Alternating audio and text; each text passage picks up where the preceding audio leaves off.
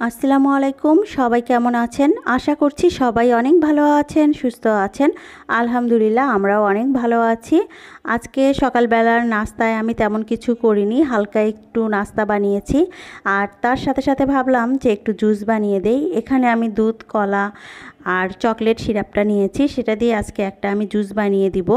আর আমি বরাবরই যেটা বলে থাকি, আমার বাচ্চা কাচ্চা কিন্তু দেখা যায় বাহিরের যে জুসটা কিনতে পাওয়া যায় সেটা খেয়ে ওরা একদমই অভ্যস্ত না, কারণ ছোটোবেলা থেকে আমি কিন্তু ওদেরকে বাসাতেই বানিয়ে দেই, যার কারণে এখনও ওই অভ্যাসটা রয়ে গিয়েছে।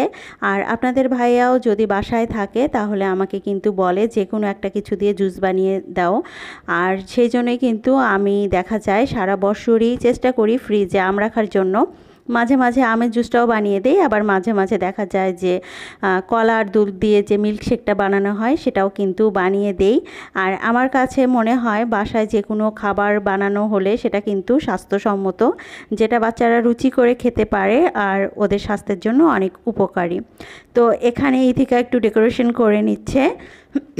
আর কয়েকদিন থেকে এত পরিমাণ গরম পড়েছে, গরমে আমার অবস্থা তো একেবারে খারাপ, যার কারণে কয়েকদিন থেকে আমি আর কোনো বড় ভিডিও দিতেও পাচ্ছি না, কারণ দেখা যাচ্ছে যে বড় ভিডিও দিতে গেলে যে সময়ের দরকার সেটাও হয় না, আর গলার অবস্থাও ভালো না। তারপর আজকে একটু বাসায় আছি, যার কারণে ভাবলাম টুকটাক হাতের কাজগুলোও সেরে নেই। এখানে একটা বালিশ আমার অনেক দিন থেকেই দেখা গেছে যে বালিশটা ছিঁড়ে গেছে, আর ভিতর থেকে যে তুলাগুলো ওগুলো বের হয়ে গেছে। তো আজকে ভাবছি যে বালিশটাও একটু মেরামত করে নিব, বাসায় যেহেতু আমি আছি। আর এখানে দেখেন একটু কষ্ট করলেই কিন্তু সব কিছু অনেক চকচকা সুন্দর হয়ে যায়, তাই না?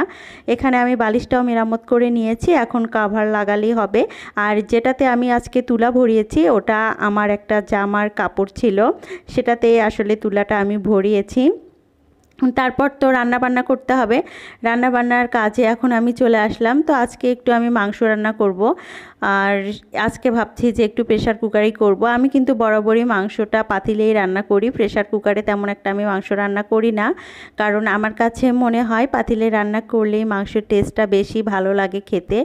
আর আজকে যেহেতু বাড়ির অন্যান্য কাজেও একটু ব্যস্ত, তাই ঝটপট জলদি করে প্রেশার কুকারেই বসিয়ে দিব।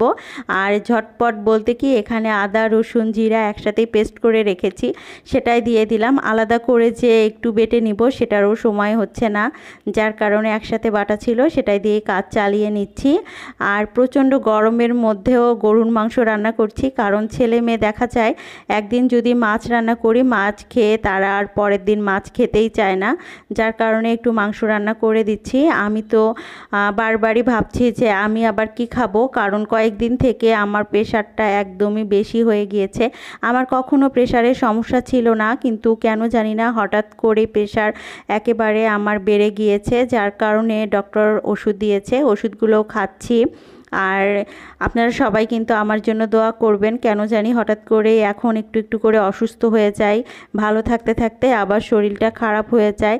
আসলে আমাদের নির্দিষ্ট কোনো বয়স লাগে না অসুস্থ হওয়ার, সব বয়সের মানুষই এখন বিভিন্ন রোগে আক্রান্ত।